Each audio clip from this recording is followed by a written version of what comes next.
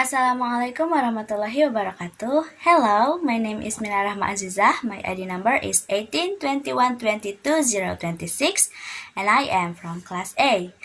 This time I will explain about the teaching grammar through deductive approach, and the topic is about simple present tense. Deductive approach is an approach that focuses on instruction before doing practice, or a deductive approach starts with the presentation of the rule and is followed by examples in which the rule is applied. The grammar rule is presented, and through the analysis and manipulation of example, the learners engage with. In this approach, the teacher gives an instruction or explanation about grammar. After that, the students need to practice through an exercise.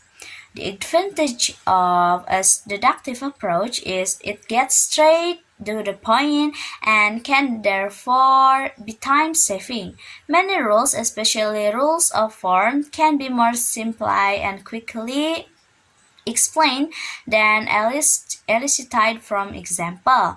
This will allow more time for practice and application. Talk about grammar. David Crystal said grammar is the business of taking a language to pieces to see how it works. I am sure that many people agree that grammar is important because the advantages of grammar is make us effectively use language in proper way. Now I will show you how to teach grammar through deductive approach. The first, I will explain about the material, its function, its form, and the example. Then I ask them to do an exercise. So here I will explain about simple present tense. Assalamualaikum warahmatullahi wabarakatuh. Waalaikumsalam warahmatullahi wabarakatuh. Today we are going to learn simple present tense. As we know that simple present tense is one of the several forms of present tense in English. It used to describe habits, unchanging situation, and then a fixed arrangement and general statement. Okay, and in simple present tense, there are three forms. For the first is positive forms. It is subject plus verb 1 with S or ES atau ES. Okay, for example, I cook. I as subject, cook as verb 1. And then subject, he cooks. Okay. For subject I, you, we, they it is not used as or yes.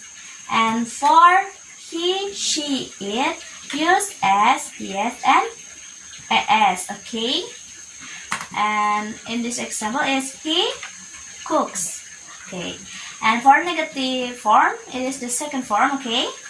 It is as subject, do or does with not, and then verb 1.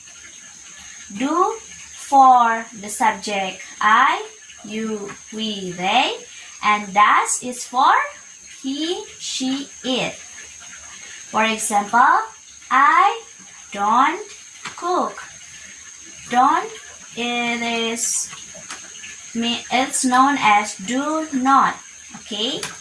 And then she doesn't cook because it is she, it will use does. Okay. And the interrogative form is do or does plus subject plus verb 1. For example, do you cook? Do is for I, you, we, they, and does is for he, she, it. For example, does she cooks? Do you understand? Yes. Okay. And now, what you are going to do is make a sentence, simple sentence with simple present tense. Okay? And here's, there are 5 questions, and what you are to do is make these sentences into English. Okay? Please.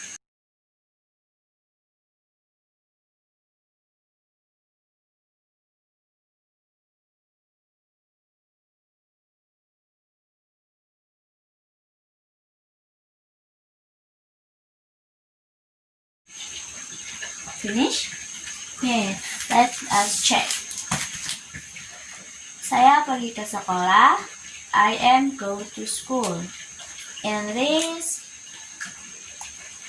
this tense, I and go is not good. Okay. The correct one is I go to school. Okay, because I face verb. Kalau bertemu kata kerja tidak boleh pakai to be. Okay. Kedua, dia memasak nasi di dapur. She cook rice in the kitchen.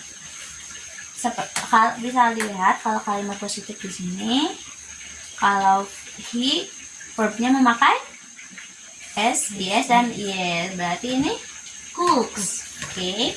Dan Lina tidak pergi ke rumah nenek. Lina don't go to grandma. Ini kurang tepat. Lina itu sebagai dia. Berarti she. Harusnya doesn't go to grandma's house. Okay. And then, does he come? Good. It's correct. And then, I berarti tidak boleh pakai am. Don't cook hari ini Today. Okay. Diperbaiki lagi ya, belajar lagi di rumah, okay? Thank you. Yeah. Bye. Well, that's all for today. Thank you for watching. Wassalamualaikum warahmatullahi wabarakatuh.